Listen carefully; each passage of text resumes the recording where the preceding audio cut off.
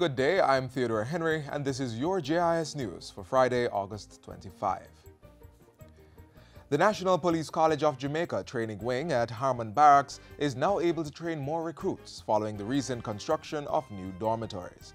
The new dormitories were handed over on Thursday and increased Harmon Barracks' capacity from 150 to 200.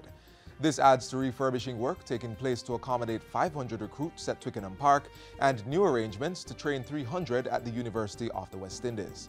National Security Minister Robert Montague says this significant boost to the cadre of police officers is critical to resolving the two major crime problems facing Jamaica. Jamaica is faced with two major problems: guns and gangs. And if we don't have enough police officers out in the streets, we cannot confront the gangs, and we won't be able to lock off our borders.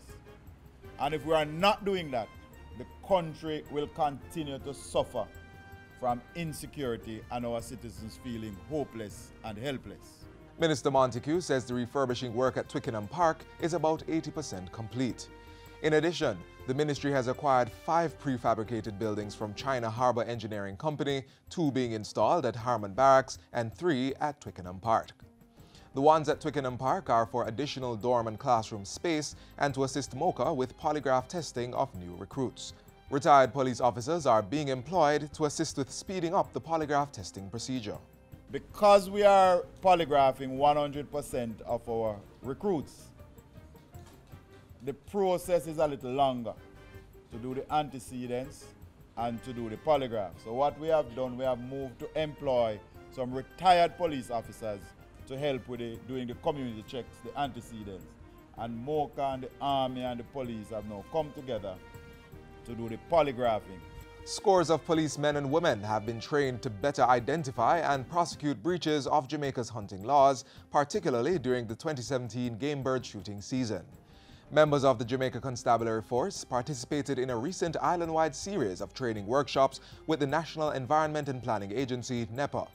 The sessions, which were also attended by game wardens, focused on the Wildlife Protection Act, environmental legislation in Jamaica, and the Hunters Licenses regulations. The lawmen also got a refresher's course in the procedures of arrest and prosecution and in the chain of custody of confiscated birds. The 2017 bird shooting season began on Saturday, August 19 and will end Sunday, September 24.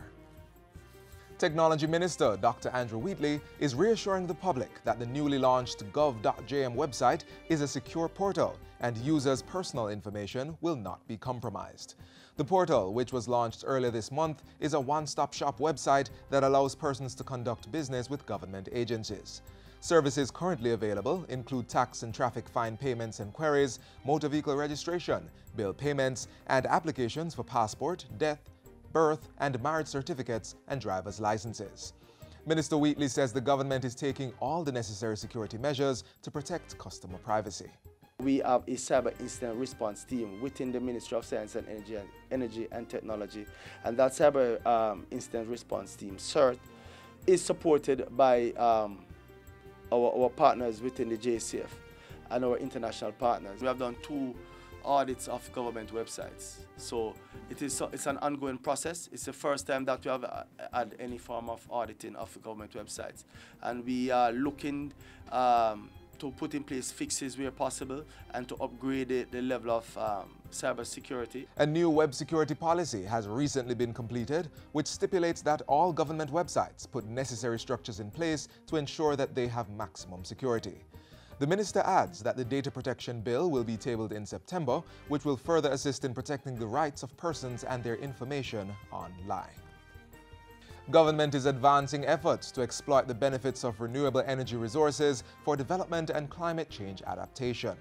The Climate Change Division of the Ministry of Economic Growth and Job Creation recently led the first in a series of study tours of the island's renewable energy facilities. It encompassed Wigton Wind Farm in Manchester and the Caribbean Coastal Area Management Foundation. The tour was aimed at sensitizing environmental stakeholders on the day-to-day operations of these facilities and how these contribute to the country's climate change adaptation and mitigation efforts. This is an excellent experience. And when we speak now about the need to go with more renewables, we have a a much better appreciation of what we're talking about what is doable. Upcoming study tours will include a visit to WRB Energy, a solar farm facility in Compton, Clarendon, as well as one of the country's hydroelectric power plants. And finally, Tax Administration Jamaica, TAJ, says its offices will be opened this Saturday to accommodate businesses filing their GCT returns for July. The returns are due on Thursday, August 31. TAJ's offices in Constant Spring, Montego Bay, Spanish Town, Maypen, Mandeville, Savannah Lamar, and St. Anne's Bay will be open tomorrow between the hours of 10 and 2 p.m. The Portmore Tax Office will continue its regular Saturday opening time of 10 a.m. to 4 p.m.